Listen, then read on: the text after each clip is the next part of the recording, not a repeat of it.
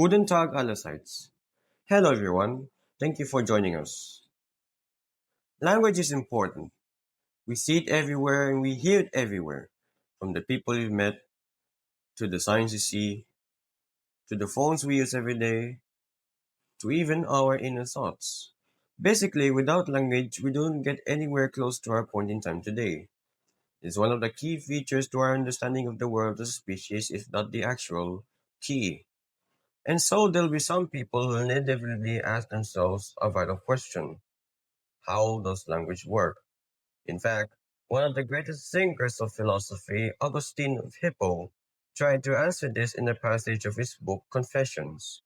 Quote, when they, my elders, named some object, and accordingly moved towards something, I saw this, and I grasped that the thing was called by the sound they uttered when they meant to point it out. Their intention was shown by their bodily movements, as it were the natural language of all peoples. The expression of the face, the play of the eyes, the movement of other parts of the body, and the tone of voice which expresses our state of mind in seeking, having, rejecting, or avoiding something.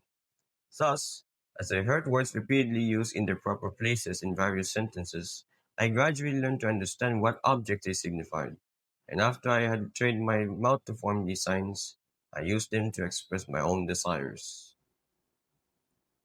Augustine was trying to tell us that this is how we learn how language works, by people giving names to things through words, which are linguistic replacements to our image of those things. In other words, language is made up of words, and words are names of objects and ideas. This is an error, or rather, this is an oversimplified view of language. Incidentally, Augustine's passage was written as the first paragraph of one of the most important works on the philosophy of language, Philosophical Investigations. It was written by Ludwig Wittgenstein, who would revolutionize how we think of language as a whole. And in this video, we'll talk about his concepts, namely language game and family resemblance, as well as Augustine's error and a few takeaways that may be useful for discourse, analysis, and such and such. And so, without further ado, let's get on to the first point. So, very nice background, right? The rain had just finished and it feels a lot more pleasant than usual. But anyway, while Augustine's idea of language seems coherent and widely accepted, it is not the case. There's a reason why this section is called Augustine's error. In Wittgenstein's philosophical investigation, the first few paragraphs of the books were actually critiques by Ludwig Wittgenstein as he pointed out flaws in Augustine's logic. While Augustine described a system of communication, it doesn't describe language as a whole. So, in other words, Augustine's interpretations is incomplete. To give a classical illustration, imagine a construction site. Here we have Bob on the left, Bob B in the middle, and a set of stones on the right. Bob is building a house, so he needs a set of stones on the right. And yes, Bob B, who is closer to them, to hand them over and in order. Bob B follows and hands them over to Bob. First the blocks, then the pillars, so on and so forth, until there are no more stones left to hand over. Bob is happy, and so is Bob B, because he has done his assignment well. This may seem like a simple activity, but you have to keep in mind that this is how Augustine viewed language as a whole. He believed that the purpose of every word is as simple as labeling objects, like the set of stones we have earlier. But there lies the issue, for Wittgenstein refuted this view as primitive. While we can imagine scenarios like this in real life, we cannot imagine this to be the only scenario that we have as living beings. Life is diverse, and so too is language, which Wittgenstein likened to an ancient city. Quote, our language can be seen as an ancient city, a maze of little streets and squares, of old and new houses, and of houses with additions from various periods, and this surrounded by a multitude of new boroughs with straight regular streets and uniform houses. Wittgenstein also warned that Augustine's view on language presents a haze, and in order to disperse that haze, one must look into the primitive scenario of a student learning how to speak. Imagine a classroom with a yellow octopus man as a teacher. The teacher suddenly pulls out what seems to be a long metal pipe to the student who, let's assume, doesn't know what a pipe is. He holds the pipe with his tentacles, looks at it, and utters the word pipe over and over again in front of his student until the student follows suit. And he too begins to utter the word pipe, creating a connection between what's shown by the teacher and what's spoken by him. This is called ostensive teaching of words. And here the student isn't being explained the name of the object, but trained. This is because the student at this phase couldn't ask what the name of the object is yet. Otherwise, the process would be called ostensive definition. Incidentally, Wittgenstein brought up a misconception about the understanding of words being like mental pictures. For example, you see the pipe, and now every time someone talks about it, the image of the pipe suddenly pops up in your mind. Of course, this doesn't happen in all situations. Bobby from the builder's analogy didn't picture the set of stones when he was handing them over to Bob. This has something to do with the fact that understanding comes from training within a certain system, like the classroom of the yellow octopus man. Now let's take a look at Augustine's perspective with a real life scenario. Now, consider this sign right here and the words written great food right here. What you're looking at is a series of printed words on a cardboard sign that happens to spell out that there's great food right here at Denny's. Of course, that perspective is severely limited.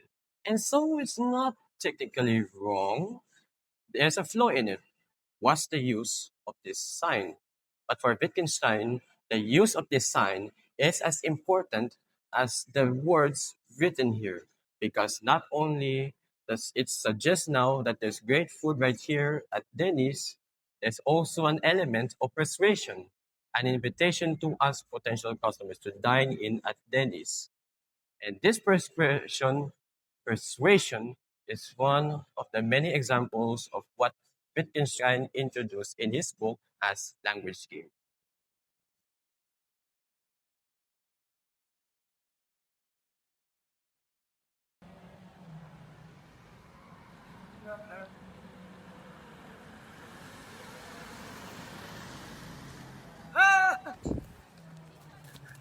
Thank you.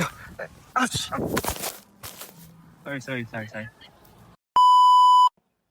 Sorry for that commotion. Don't worry about that. That was nothing. But it must have been really jarring to hear those words out of context, huh? Like confusing, like there was much left to understand. Those words, I mean, on their own could mean a number of things. But without context, you don't really know exactly what's going on. But they did make you feel something, didn't they? There was some pull to them. That was an example of the point Ludwig Wittgenstein makes when he talks about language games. He asks us to imagine a builder and an assistant. The builder calls out words such as slab or block, and the assistant fetches the right piece being asked for. Do you think that the assistant learned those words by memorizing literal dictionary definitions? I mean, sure, it's possible, but it's likely the training that came with the job that helped him learn how to respond effectively. If a teacher points to a slab and repeats the word over and over again, eventually, a child would learn how to bring one when asked. The twist is, though, that the same ostensive key teaching could have taught the child something entirely different in another practice. Saying slab could have meant walk to that slab, or get that slab, or even count those slabs. Wittgenstein says, don't you understand the call slab if you act upon it in such and such a way? Meaning isn't locked in the word alone, it's locked in the practice. As for meaning, it's not just a picture in our heads. He says that sometimes words might, quote, strike a note on the keyboard of the imagination. But that isn't their main role. The meaning of slab becomes clear when the assistant actually brings one. He uses a great image. Only in conjunction with that is it a brake lever. And separated from its support, it is not even a lever.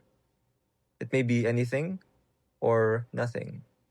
The same is true for words. Just as a lever only functions within a machine, words only function within a system of use. An important note that Wittgenstein adds is that not everything in language is verbal. Imagine receiving a paint card and being asked to match its color. The card itself isn't a word, but it functions within communication. In this example, we see how a sample, a word, together with an action, all combine to make meaning.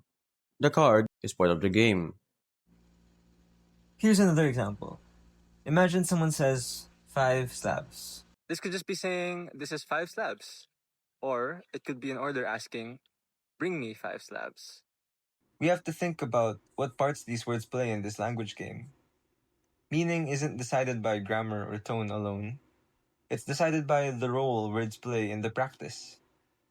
Think of the countless language games we play simply by living our normal lives. Reporting, storytelling, greeting, even joking.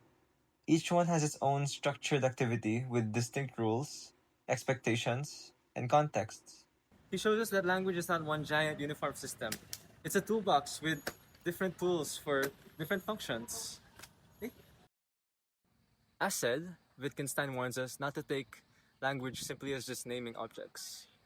To think about language as a response to what's that called is not where we should stop. Naming is only the first step. The real essence of language is what we do with those names and how they function in the games that we play. These games are vital in developing our understanding and our ability to use language. Even just asking for a name or inventing a new one like a child would do with a doll or an appropriately aged teenager would do with a stuffed toy are language games. Isn't that right, Harley? Even using someone's name just isn't naming. It's summoning, which is a different game altogether. Though naming is an important part of language, it's not the whole story. The heart of language lies in its variety of uses throughout the different contexts of life. This brings us right back to where we started. When I made those 3 exclamations, those 3 words at the beginning of the video, I was actually dropping us into 3 different language games. Think about it. When I said help, to say I was simply giving her information is very short-sighted. Maybe it's not wrong, but the reason I was saying it with such urgency, with such gravity and tension, is more likely because it was a call for action. When I say thank you, it's me showing appreciation and me showing gratitude. When I say ouch, it's an expression of pain. They only make sense because we already know the rules of these different language games. This is what Wittgenstein is telling us. Language isn't one giant system with strict boundaries. It's a patchwork of games and practices with each their own rules. And meaning doesn't come from definitions that suddenly pop up in our heads. Rather, it comes from use. What we actually do with the words in the countless language games like Greeks. Before I get started with this last point, I want to talk about family. I want everyone here watching to think about your own families. I'm sure many of you have siblings, or if not, cousins, aunts, uncles, your parents, even your pets. Think about anyone in your life who you can consider family. It's a given that families can be complicated. They argue, they disagree. There are things about them that drive you just crazy. But there are also things that you love about them, things that connect you, things that make you feel that despite the differences, you belong to each other. What did you share? What similarities kept you bonded? Maybe it was common hobbies, quirks, interests. Maybe it was even shared mannerisms. Your laughter, your gestures, even the way you walk. And of course, families often share physical traits. Eye color, height and build, facial features. These connections aren't always one single thing that everyone shares. Instead, they overlap. One sibling may have the same nose as you. Another may have your laugh or your stubbornness. And yet, when you put everything together, we still recognize a family. This is exactly what Wittgenstein pointed out in his philosophical investigations when he introduced the idea of family resemblance. He also asks us to look at something as ordinary as games.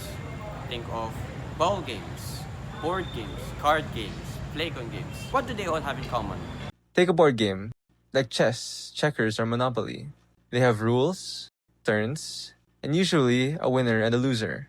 Now, take card games like Solitaire or Baccarat. Some, like Baccarat, are competitive. Others, like Solitaire, you play by yourself. Now think about Ball games like basketball and soccer. These are physical games that involve running and coordination and winning and losing. But on the other hand, if you see a kid throwing and catching a ball against a wall, is he not playing too?